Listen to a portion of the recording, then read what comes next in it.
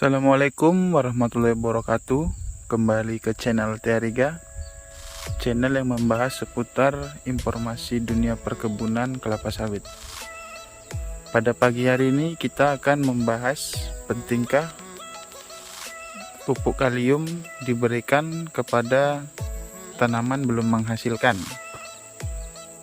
Sebelum kita bahas, alangkah baiknya kita dukung channel ini dengan cara di subscribe dan tekan tombol loncengnya sehingga tidak ketinggalan konten-konten berikutnya.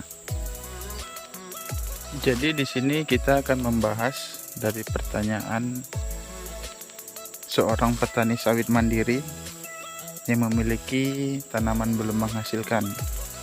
Jadi beliau bertanya kepada saya, "Pak, pada saat tanaman belum menghasilkan, apakah perlu dilakukan aplikasi pupuk yang mengandung unsur hara kalium? Sementara pada TBM kan belum ada pembentukan bunga dan buah, jadi ngapain diberikan pupuk kalium?" Nah, jadi di sini kita akan membahas dan menjawab dari pertanyaan tersebut.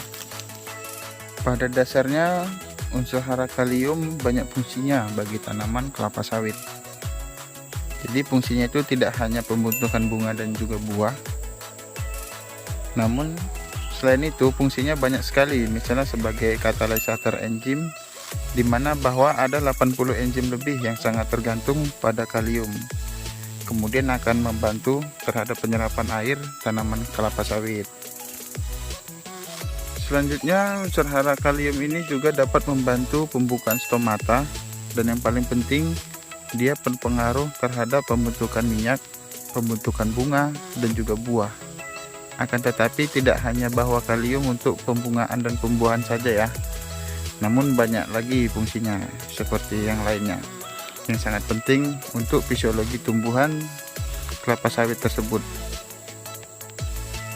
Jadi untuk pupuk KCL pada TBM ini, tanaman belum menghasilkan, saya merekomendasikan 12-17-2 pupuk KCL yang dimana dia masih mengandung 17% kaliumnya.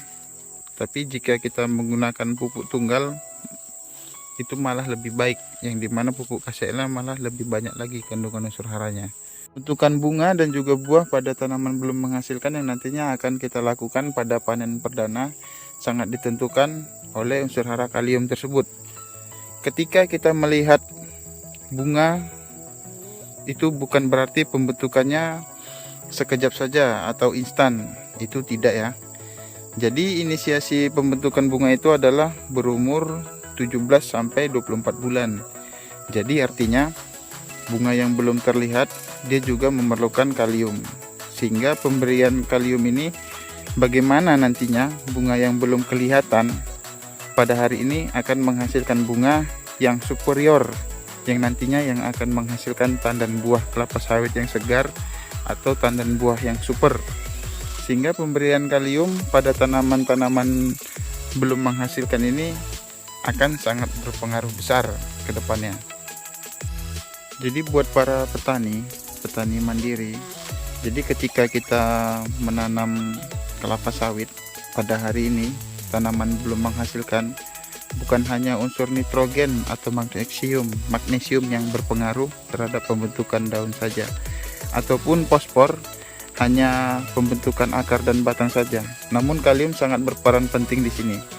Contoh misalnya panen perdana pada umur 26 bulan sampai dengan 30 bulan.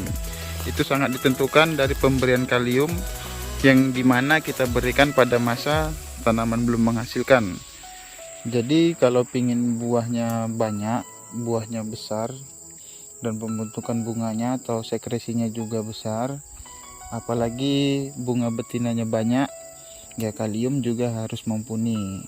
Jadi sehingga hal inilah yang harus kita pastikan kembali, yang bagaimana pemberian kalium pada tanaman kelapa sawit yang kita budidayakan. Jadi kesimpulan yang didapat dari pembahasan dari awal hingga akhir ini, yang dapat kita ketahui yaitu bunga yang muncul di hari itu adalah sangat dipengaruhi oleh pemberian kalium dalam waktu yang lalu.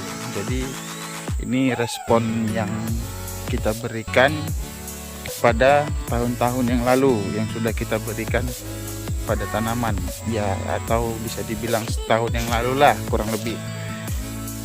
Kalau kepingin menghasilkan buah yang standar, maka di dalam pembentukan bunga yang dinamakan bunganya belum kelihatan ini, kaliumnya juga harus dipenuhi supaya sekresinya menjadi bunga betina atau menjadi besar dan pembentukannya bunga atau pembentukan buahnya sempurna, sehingga nantinya brondolnya juga akan besar dan berat badannya juga seragam untuk dijadikan panen perdana nantinya.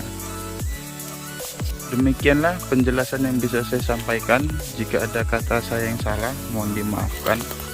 Yang namanya kita manusia tidak luput dari kata salah. Jadi oke, jangan lupa like, komen, dan subscribe, bantu channel ini.